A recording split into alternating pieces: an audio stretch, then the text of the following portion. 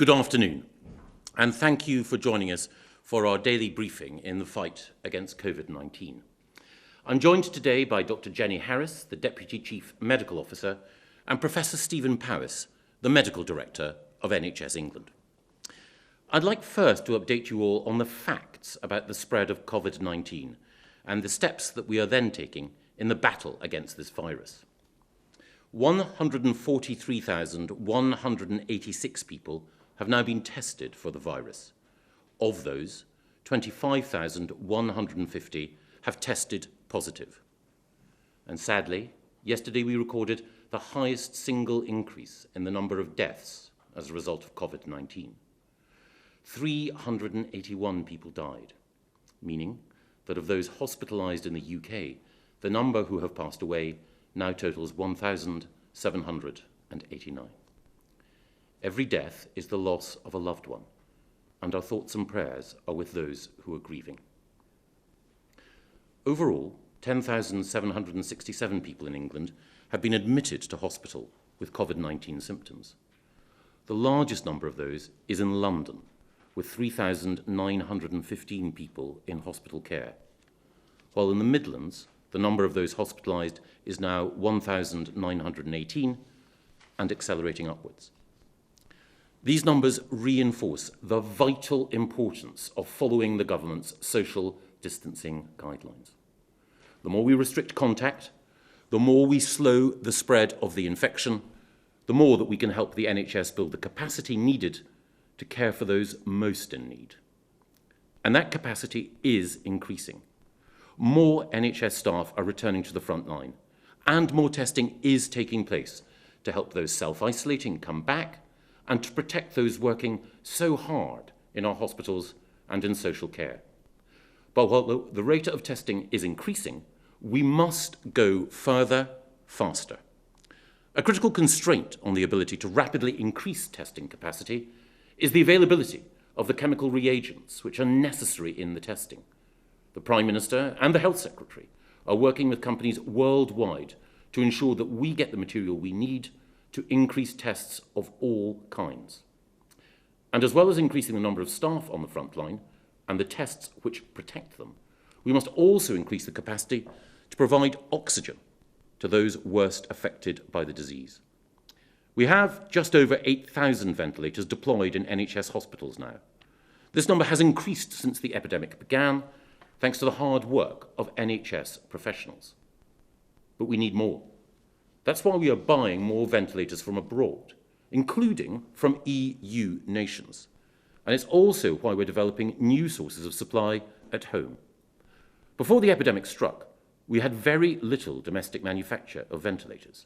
But now, thanks to the dedication of existing medical supply companies and the ingenuity of our manufacturing base, we have existing models being produced in significantly greater numbers and new models coming on stream. Orders have been placed with consortia led by Ford, Airbus, the Formula One racing teams, including McLaren, GKN Aerospace, and Rolls-Royce and Dyson's. And I can announce that this weekend, the first of thousands of new ventilator devices will roll off the production line and be delivered to the NHS next week. From there, they will be rapidly distributed to the front line. And as well as increasing the capacity for ventilation, which helps support those patients worst affected, we're also increasing the capacity to provide oxygen to affected patients at an earlier stage in the process of the disease, helping to avert, we hope, the deterioration of their condition. A team led by UCL, working with Mercedes-Benz, will produce 10,000 new CPAP devices to support affected patients, and a team from Oxford University are also developing related technology. And in our determination to prevent as many patients as possible seeing their condition worsen, we are conducting rapid clinical trials on those drugs, including anti-malarials, which may be able to reduce the impact of COVID-19 on those affected. But even as we seek to explore every avenue to slow the spread of the disease, to reduce its impact, and to save lives, I'm conscious of the sacrifices that so many are making. That's why the Chancellor's economic package is in place, to support people through a difficult time. It's also why we are working so closely with our colleagues in the devolved administrations to coordinate our response across the United Kingdom, and I'm grateful to them, as I am to the thousands of dedicated public sector workers, cleaners and social workers, prison and police officers, those in the Royal Mail and in our schools. And I want to thank them, and also the leaders of the trade unions who represent them.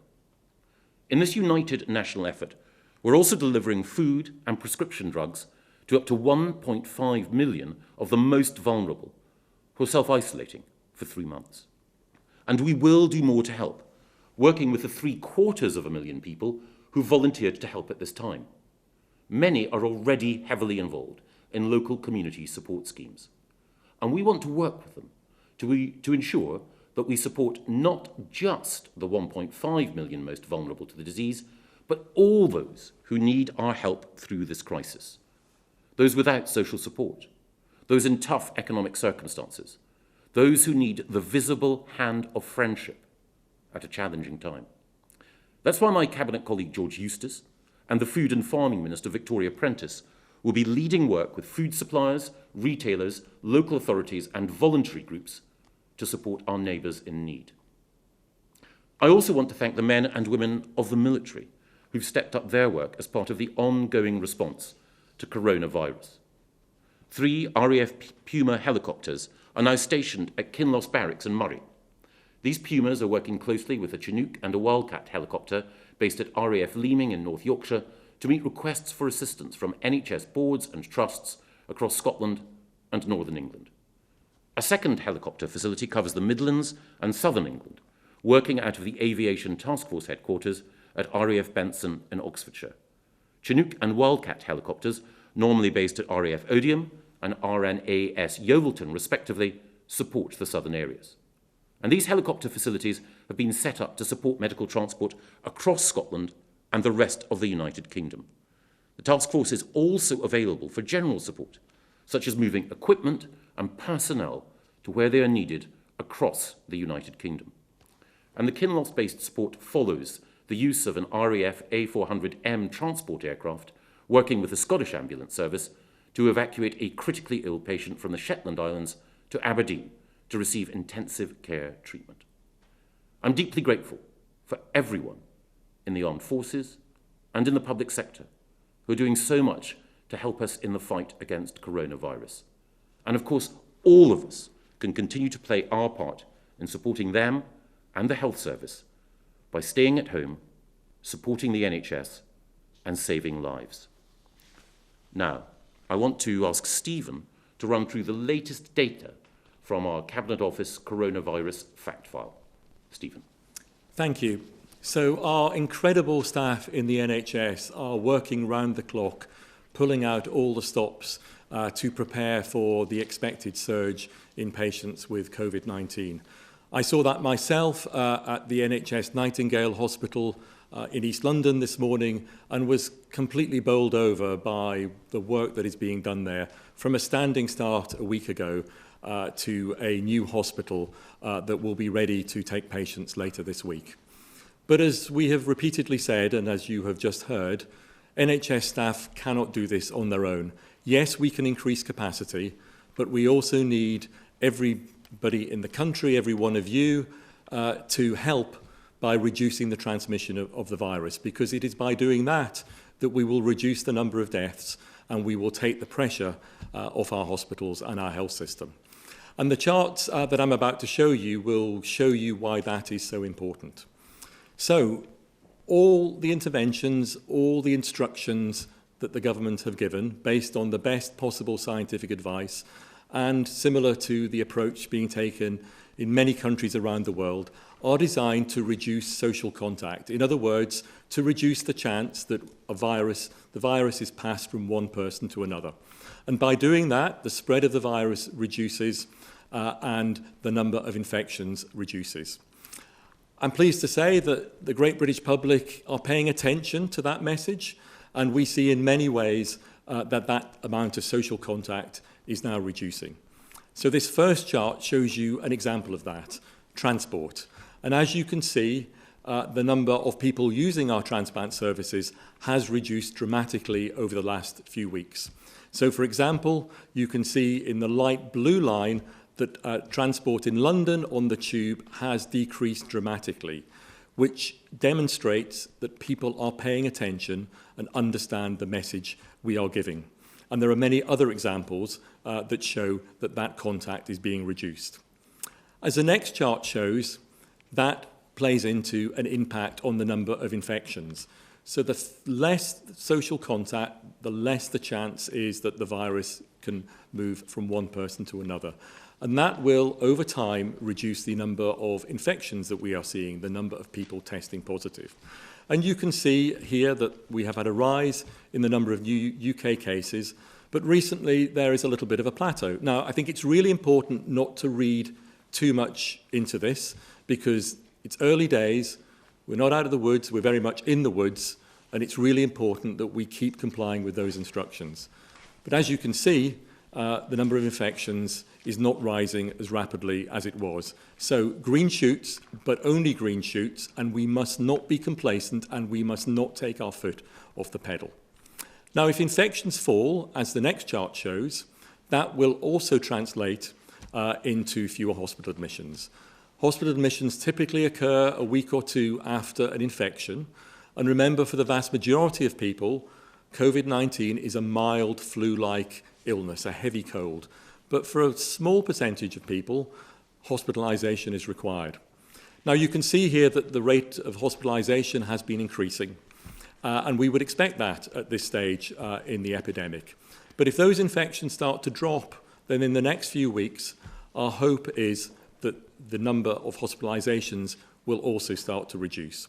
Now, the good news here is that that line is not going up very steeply, but it is still rising. We're not out of the woods. We need to keep our foot on the pedal. And as you can see there, around a third of the hospital admissions are in London because, as we have said and as we know, the infection is spreading more rapidly in London, and London is a bit ahead of the rest of the country in terms of this epidemic. Now, as the next chart shows, hospitalization, unfortunately, some people who are hospitalized do die. Every death is tragic, and we absolutely need to avoid as many deaths as possible by all playing our part. So what we want to see over time is a reduction in the number of deaths. And you can see here a comparison of deaths in different countries, and you can see maybe in the very light line in the middle that China, over time, has flattened that particular line. In other words, the number of deaths have reduced.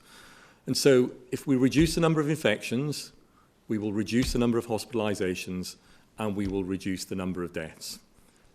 Maybe some green shoots, but the last thing I would want is a message to anybody that this is a time to take our foot off the pedal, to not comply with the instructions, because this is not a short haul. As we've said, this is going to take time, and it's important that we all stick with it. Everybody. Thank you. Thank you very much, Stephen. We'll now go to our colleagues in the media to ask a series of questions. And first we turn to Hugh Pym of the BBC. Hugh. Thank you. Many NHS staff are saying that testing for them is not obviously available in their places of work now or somewhere accessible, even after pledges made by officials and ministers in recent weeks it was a priority. What do you say to them? Well, Hugh, we want to increase the number of tests. We are increasing the number of tests. I mentioned earlier that one of the constraints on our capacity to increase testing overall is supply of the specific reagents, the specific chemicals that are needed in order to make sure that tests are reliable. It's also the case, as I'm sure you're aware, that we've been working with the private sector and with academics, and Boots, for example, have increased the number of drive-in centres for NHS and frontline workers to be tested. But I'll hand over to Stephen first of all. So you're absolutely right, Hugh. It's absolutely crucial that NHS staff are testing. And as I've said before, that's for two reasons. One, because those who are self-isolating because they have symptoms or are in household quarantine because one of their household has symptoms, they may not have this virus. It's still possible that they have another cold-like illness. And if we know that they test negative or their relative test negative, then we can bring them back to work. And that's important, obviously, at a time when the NHS is under pressure. And then secondly, if they have had the virus, then it is likely that once they get over the infection, they will be immune, and that's really important to know as they come back to work. So I'm really pleased to say that as testing ramps up, it is producing the capacity to increase our testing of staff. We wrote to all NHS trusts on Sunday to ask them to start to produce lists of the staff that are most key and that they would want to test first, or the households that they would want to test. And they are already doing that, and we are beginning to ramp up the testing of staff exactly as Sir Simon Stevens promised on Friday when he was here. Thank you, Steve. Jenny. Just to add to those comments, I think you will know that we've been, as Stephen said, ramping up the capacity within the NHS, and we're heading towards 25,000 on that. I think we're up to about 12,700, so that's a steady increase over the last few days. So that represents additional capacity there, as we've just mentioned. But there is, of course, another element to this, which is if you are an ill member of staff, you do not want to be going into your hospital to be tested. We want you to stay away. And the really positive development there would be to ensure that our postal testing system is operational, because that will be much easier both for the staff that we would like to offer that to, and in due course to other frontline workers, and then potentially onto the public. And that testing is ongoing, a bit like the reagents thing. You have to make sure that the time period of the postal sample doesn't allow for the virus to degrade as it goes through, or we'll end up with an inaccurate test. But there is a lot of testing going on for that at the moment, and that will be, I think, a really helpful practical mechanism for NHS staff to use. Thank you very much, Jenny. I'll turn now to Robert Peston from ITV. Robert. Good afternoon. Good afternoon. 3 weeks or a week ago, when the Prime Minister introduced those restrictions on our freedom of movement, he said it would take 3 weeks for us to know whether those restrictions would allow the NHS to cope. Stephen has talked today about green shoots. Does that mean that you are more confident than you were that the NHS will cope? And could you just give us a sense of the data that gives you that confidence, if you are a bit more confident? And a couple of other quick things. Every day we're deluged with statistics about how much protective equipment is in the system. But equally, every day doctors come to me and they say they don't feel protected. They are not getting the equipment. Why is there that mismatch between the volume of equipment and it actually getting to people? And then finally, even if the NHS is better able to cope than perhaps we feared a few days ago, there are still record numbers of deaths in hospitals in a short space of time. Are you expecting to give any new guidance to doctors about when it's appropriate to send somebody home to die because they are so frail that the prospect of surviving in hospital is slim, and it is probably better for them and their families that they die with their loved ones? Thank you, Robert. Let me try and answer in part at least the first two questions, and then I'll ask Stephen and Jenny to come in. Stephen is right. There are some signs as a result of people observing social distancing that we may be able to flatten the spread of infection, but now is absolutely not the time for people to imagine that there can be any relaxation or slackening. This is a hopeful sign, but we must be, as Stephen pointed out, wary of over-interpreting any individual day's data. We must ensure that we maintain this united national effort in order to keep people safe. That's the first thing. So I just wanted to emphasize, as Stephen did, that people's efforts, people's sacrifices are worth it. They are making a difference, but we must not let up. On your point about personal protective equipment, we know that just yesterday, hundreds of thousands of aprons, eye protectors, respiratory masks, surgical masks and gloves reached the front line. And there is a 24-hour helpline. If any frontline NHS worker is concerned about not having the PPE equipment that they need, they can call in order to make sure that PPE equipment can be delivered. But I'll hand over to Stephen to say a little bit more, and then to Jenny. Stephen. So I honestly think it's too early to tell at the moment, and I very specifically used the term green shoots because they are just green shoots, and winter could come and those green shoots could turn out to be not the hopeful green shoots that we thought they might be. But I think the next week or two will be critical as we move through. As I said in those charts, there are signs, as Sir Patrick Vallance said yesterday, that transmission in the community is reducing. That's exactly what we would expect if the public comply with the measures to reduce social contact. But there is a lag, as I described, before we see that in the number of hospital admissions and then in the number of deaths. So I think the next week or two are going to be critical, but this is a start of a battle. We can stop this virus, but we're at the start, and we mustn't let go of the measures and let go of everything that we're doing. We have to keep the foot on the pedal, as I said, no complacency. I want to encourage the public that they are playing their part, but I don't want to give the message that we need to do anything other than maintain our compliance with the instructions. Everybody needs to do that because that is the only way that we will get through this. Thank you, Stephen. Jenny, I don't know if you want to address Robert's third question, the sensitive question, obviously, about... I can do... I'm happy to start on that one, and also I was going to contribute on the PPE question, which I might start with, and if that's okay. So I think if your question was quite interesting, actually, because the way that you posed it around personal protective equipment was very much about were people getting it and how did they feel about it? And I think that is actually really critical. So I think the first thing to say is the UK has always had sufficient stocks to date that it needs against its guidelines, and those guidelines are amongst the best in the world. The WHO actually produced a statement at the weekend very much supporting our guidance on that. It's equivalent to Australia, Canada, it's supported by the European Society of Intensive Care and the Society of Critical Care Medicine. So there is a strong evidence base around what we recommend. I think there has been a lot of concern in the system about whether our guidance differed in any way, and we are continuously reviewing that to the extent that we have asked the Health and Safety Executive to have a look, and they have produced some very positive guidance on that. And equally, there was a report by Tricia Greenhalgh around face masks, which was also very supportive of the position we have. So we are continuously checking.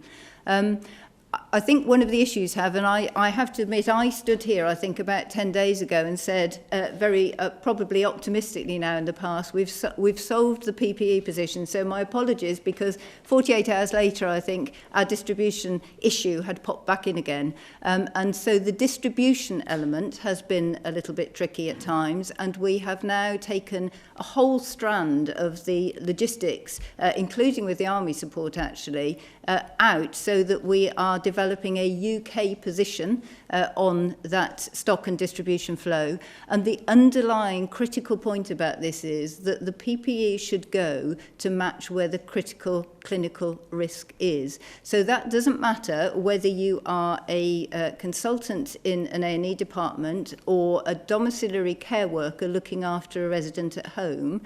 You may not have the same PPE. In fact, I would expect you not to have, but the PPE that you have is proportionate to the risk exposure that you have. That's really important. So it doesn't matter where you are in the system. So I think there have been some distribution issues. We're developing an e-system, so that will make it much easier for example, for care homes to have that. But then I think I wanted also to address the second point, which is actually how people feel. So Steve and I almost certainly have colleagues, friends, family working on the front line and are very attuned to how it feels. Just as it does for the rest of the public, this can feel quite frightening at the moment. And if you are continuously seeing patients coming through the door, that is particularly the case. So we're very attuned to this, and what we have been doing over the last few days is reviewing our guidance to see if, although we're quite satisfied with the technical basis of it, if we can make some small tweaks, if you like, to ensure that people feel safer in what they're doing, and we're addressing that over the current period. Thank you, Jenny. Did you want to address Robert's point about... or Steve? Yes. End-of-life care is obviously incredibly important. And I think one of the aims that we have tried to maintain throughout this by increasing the capacity of the NHS and also suppressing the virus and reducing the demand on the NHS is to ensure that clinicians, doctors, nurses can manage patients as they always do. and manage end of life as they always do. So I would expect end of life care to be just as good as it is in normal times. And I know that's something that our clinicians and hospitals and other healthcare facilities are thinking about very carefully. Clearly, with the additional impact of the virus, this particular virus, we do need to think carefully about when people are discharged from hospital, if they have had COVID, and so we have issued specific guidance to assist in that discharge, for instance, discharging into care homes. So we've taken account of the fact that over and above our normal procedures, we need to take account that we have a new infectious disease. Thank you very much, Stephen. And I want to turn to Charlotte Ivers of Talk Radio. Charlotte. Thank you, Mr. Gove. Germany and South Korea have been held up as examples of how to get this right. How would you all describe the UK's response relative to that, better or worse? And if I may, Mr. Gove, can we expect to see tax rises in the next couple of years after all of this is over? Well, thank you, Charlotte. We learn from other countries. We collaborate with other countries. And I think that it's certainly the case that different countries with different healthcare systems have approached dealing with the virus in overlapping complementary ways. I think that one of the things I would say, just observing it, is that the NHS has formidable resources and advantages. The dedication of our staff, the fact that we can stand up a new hospital like NHS Nightingale so quickly, and the quality of the data and the scientific input that I see when I observe the work of dedicated NHS professionals and scientists, well, I'm in awe of it. So I think that we should be, all of us, grateful that we have the NHS and that we have the academic excellence that underpins it. But of course, we can and are learning from other nations in their approach to dealing with the virus. On the question of the economic choices for the future, I think the most important thing to understand is that the Chancellor has taken steps in order to ensure that we can put our arms around workers in order to ensure that they can feel confident about their future. That's the best way of making sure that more people are kept on by employers, that the economy can grow again in the future, and that the mixture of different instruments at the Chancellor's disposal, including borrowing, are there in order to ensure that we can see future economic growth. Tax decisions in the future will be a matter for the Prime Minister and for the Chancellor. But on international comparisons, I don't know, Stephen, if there's anything more you want to add. Yes, so I think there's a few points about international comparisons. So firstly, there are differences between countries in how the virus has come to light. So in some countries, for instance, Italy, where in northern Italy there was a very concentrated spread of the virus in a particular part of the country. So countries have responded in different ways, and the virus has emerged in different ways. And we can learn from that, but it's not the virus has not made it manifest itself in exactly the same way in every country.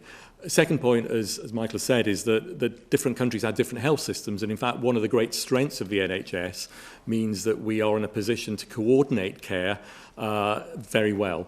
So, for instance, in London at the moment, which is the part of the country under most pressure, hospitals can support each other. It is possible to move equipment, it's possible to move patients very easily, and that's because we have an integrated whole country health service that is very used to doing that and can work together very quickly.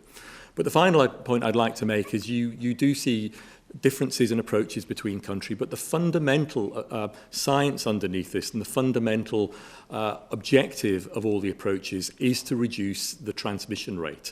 So everything that you see in every country, including all the measures here, are designed to reduce the transmission rate. It's very simple maths. If one person infects two people, and those two people another two, then the virus increases at a very fast exponential rate. If we avoid contact with each other, and for instance, for every two people, one person is infected, then it will very rapidly decline. And that is the fundamental approach that every country is taking in the measures that they take. So you may see subtlety in the difference of the exact measures, but the objective is exactly the same, to reduce the spread of the virus. Thank you. Jenny. So just adding a little bit of detail to that, perhaps, on the epidemiology. I think you were mentioning South Korea and Germany.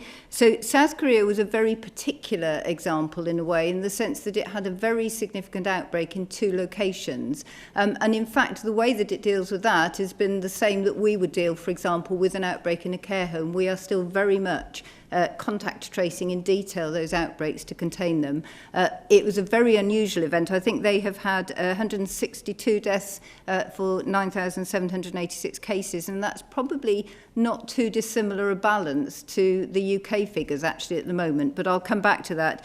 Germany is very interesting. They've had 62,285 confirmed cases, 590 overnight, but significantly fewer deaths at the moment. But I think what I wanted to use this example for is just to show how difficult it is to compare countries, because in the German testing system, the proportion of the population that have been tested is considerably skewed towards the younger end. Now, in due course, it's very likely that older people will come through their system as well. And we really need to, we will not be able to answer this question, to be honest, until right at the end of the outbreak. If we look back in a year's time, we will be able to compare who we tested, what the demographic of the population was, how many people of what age, the different geographies and the different testing principles. But it is not possible to do that at the moment. But I think just to reassure viewers, we have looked particularly, we always want to learn from other countries, and a colleague of mine has spoken directly with the epidemiologist at the Robert Koch Institute in Germany to ensure that we are, as Stephen said, using comparable techniques and that we're not missing anything that we could be applying here. Thank you, Charlotte. We'll turn now to Jason Groves of the Daily Mail. Jason. Thank you. The rise in the death toll today is shocking. Can you give us any idea of when the peak might come and how much worse that death toll might get in the meantime? And on testing, you all seem to agree that we need more testing. You've said there's a global problem, but Germany's testing 70,000 a day. We're struggling to test 10,000 a day. Why are we doing so badly? And do we ultimately want to move to a system of community testing so that we can actually get out of this lockdown situation? Thank you, Jason. You're absolutely right. The increase in the number of deaths is deeply shocking, disturbing, moving.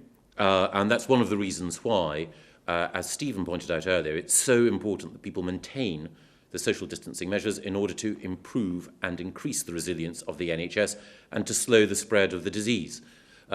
We've been asked before when the peak will come. Well, there's not a fixed moment in time. There's not a fixed date like Easter when you know that the peak will come. It depends on the actions of all of us. We can delay that peak. We can flatten the curve through our own particular actions. And on testing, it is important, you are absolutely right, that we increase the number of tests, and that's why the international work that the Prime Minister and the Health Secretary are leading is so important. But I'll just ask Stephen and Jenny to say a little bit about some of the testing comparisons which may or may not be valid and some of them which are perhaps more illuminating. Stephen. So maybe on the deaths, so deaths numbers will vary from day to day, and I think what's important is to look over a number of days rather than from one day to the next. For instance, over the last few days we've seen a decrease. So I think it's important to look at a series of days rather than an individual day.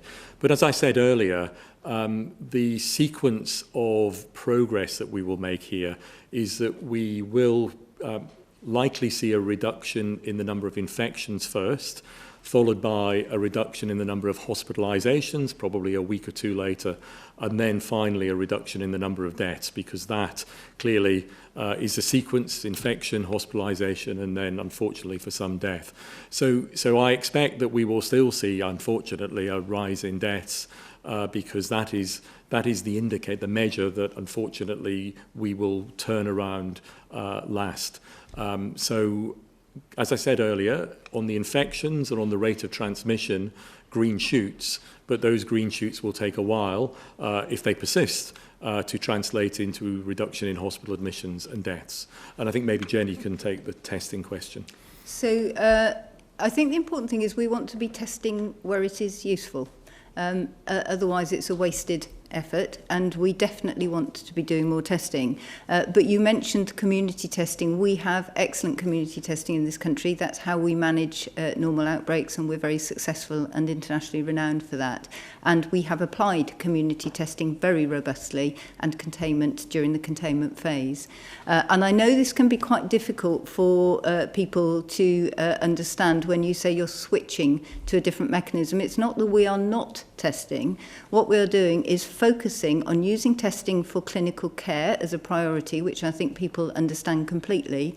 And then secondly, around getting our frontline workers and actually then everybody back into safe work. At the moment, if you were a member of the public and you tested positive, you would not be taking any different action to the action that we are asking you to do currently. If we send a clinical team out to test you at your home, we will be using capacity we could be using in the health service. But the test that I referred to in an earlier question around a postal test, which we are trying to ensure is a robust test to use, would be extremely useful both for our health service workers, getting families back running again from their isolation, and to understand the epidemiology of the disease.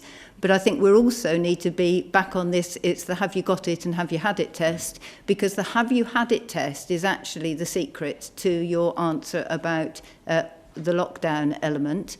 If we know how many people have already had it, we will understand the proportion of the population that could still get it, and that gives us the clue to a number of things. For example, if we are able to develop vaccines going forward, we would know how many people we needed to immunise. If we are going to take lockdown measures off, we can model to say, actually, we know this proportion of the population is still likely to get the disease, so what happens to our second spike, potentially, if we take them off? So those tests are just as important, and at the moment, we have started a number of tests at the Public Health England facility is one, and then other scientists working in testing cohorts of people, groups of people, which are age specified, if you like, so that we can start to get a good idea of how many people in the population have had it, and then extrapolate that number out. So we get a picture for the whole country. So that actually is more of a clue in many ways to managing the end of the outbreak and when we can take the locks off. Thank you very much, Jenny. We'll now turn to Hugo Guy from the Eye. Hugo. Thank you. Professor Powis, can you give us any more information about the NHS's critical care capacity? Are there any figures available about on to what extent that capacity has been filled so far, to what extent that capacity will be filled? Do we still expect that demand will stay within the NHS's capacity? And are there any issues on specifically the question of how quickly people can come out of intensive care once they go in? Are we still satisfied that all those figures all those models are working in the right way so that the NHS can stay within capacity throughout the whole outbreak?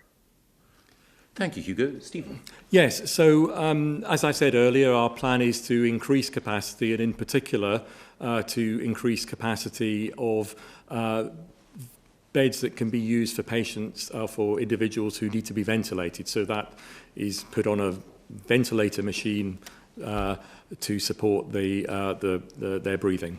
And that is what we've been doing over the last month or so, and that is what we will continue to do. So if I give you London as an example, because London is the part of the country that is most under pressure at the moment. Typically, we have around 700 critical care beds in London, and our first surge has been to double those up to 1,400.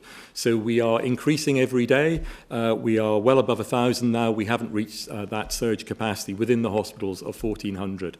And the number of people on critical care in London is still below that number. Now, of course, we have patients on intensive care, critical care units who have conditions other than COVID-19, and it's important that we maintain, and we are maintaining, the beds for those patients, although as we have stepped down elective surgery, that also gives us more capacity because in complex elective surgery, people can require intensive care beds. So as I said a few days ago, and it is still the case, the pressure is building on London. We are seeing increases every day, but we still have headroom and we still have surge capacity to move into. And of course, the Nightingale Hospital in East London is an additional facility where we have built additional beds that can be used for ventilated patients. That will be ready to come on stream later in the week should we need to surge out of our hospitals into the XL, into the NHS Nightingale. And as you know, we have plans in Birmingham and Manchester for a similar model, but the rest of the country is a little bit further behind. So we are within capacity. Pressure is building. If the measures that we have implemented work, as I said earlier, then that will start to relieve the pressure, which is why it's so important we all keep to them. Thank you very much, Stephen. And we'll turn now to Torquil Crichton from the Daily Record. Torquil. Hello, Mr. Gove. Mr. Gove, you talked about reducing contact as ministers do every day, but at the Daily Record, we get reports every day from employees being asked to turn up for work at what most people would consider non-essential industries. This isn't just a London problem. In Scotland, trade unions report construction and maintenance, road maintenance continues. Insurance call centres tell their staff their work is essential. We even have defence contractors continuing to build precision-guided weaponry, hardly life-saving industries. As the First Minister said today, we can rebuild the economy, but we can't bring back lives. So why are we continuing to risk lives and the health of frontline staff by allowing people to go to non-essential jobs? Isn't it time for new guidelines on who should and who shouldn't be at work? And one for Jenny Harris, perhaps. Last week, we had a healthy 21-year-old succumb to coronavirus, and today, sadly, we heard of the death of a 19-year-old, apparently with no underlying health problems. Are young people wrong to think that coronavirus is just something that affects old people? Thank you, Torquil. I appreciate that when people are considering decisions about going to work, the one thing that they want to do is to know, am I doing the right thing? Well, we've stressed that wherever possible, people should work at home. Now, that's easier in some jobs, careers and professions than others. But there are people who are going to work in construction and in manufacturing and in food production and supply who are contributing to making sure that the broader health and well-being of the nation is maintained. There's clear guidance on the importance of social distancing. If it is the case that any employee feels that, for example, their work in a call centre, which can often be vital to making sure that services are provided, is not consistent with Public Health England or other social distancing guidelines, I hope they'd get in touch with me and indeed with your excellent newspaper so we can point out to their employers the vital importance of making sure that people are kept safe at work. There are some roles which require people to work in the workplace, in manufacturing and elsewhere, but social distancing rules should be followed wherever possible, and no one should feel that they're unsafe at work. And I'd also say that trade unions have an important role to play here in making sure that employers are aware of their responsibilities and obligations as well. But Jenny. Thank you. Yes, I mean, how sad is it that two very young people at the start of their lives have lost their life? And I'm sure that has come as a huge shock to their families. I think we have been clear that although what we know about this disease is that in general, younger people are not having significant severe illness. It is the case, very sadly, and it is actually the case with flu, for example, although we perhaps don't communicate that frequently, that young people can still be affected. I think in some of the, and I don't wish to put an ageist picture on this at all, but I think because when you're younger, you tend not to think of death, dying, and that it's not something which is part of your usual consideration. It is quite easy, perhaps, to not think of yourself as part of the the risk or part of the affected group. And so they are really sad reminders that it doesn't matter what age you are, you should be staying at home and observing all the social distancing measures that we have highlighted. And obviously for anybody, regardless of age, if you are ill or if you're self-isolating and you don't start getting better after a few days, then you do need to consult the medical services, dial 111 or 999 as an emergency. Thank you very much, Jenny. I'd like to thank Jenny and Stephen very much indeed for joining me. Thank you all. Thank you.